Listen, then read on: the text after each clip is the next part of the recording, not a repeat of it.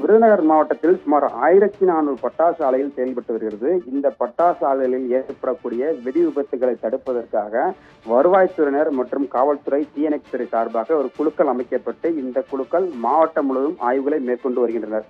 இதில் இருந்த போதிலும் தொடர்ந்து பட்டாசு விபத்து என்பது தொடர்ந்து கொண்டே இருக்கிறது. குறிப்பாக விருதுநகர் மாவட்டத்தில் இந்த ஒரே மாதத்தில் மட்டும் சுமார் 5க்கும் மேற்பட்ட பட்டாசு விபத்துகளில் 10க்கும் மேற்பட்ட உயிரிழந்துள்ளனர்.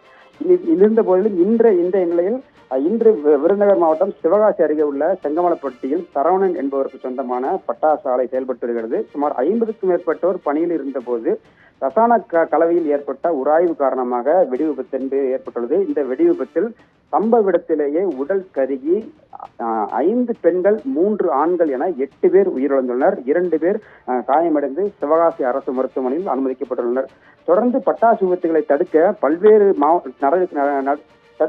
நடவடிக்கைகள் எடுக்கப்பட்டு வரக்கூடிய நிலையில் இந்த தொடர் விபத்துகள் பொதுமக்கள் மத்தியில் பெரும் அச்சத்தை ஏற்படுத்தியுள்ளது.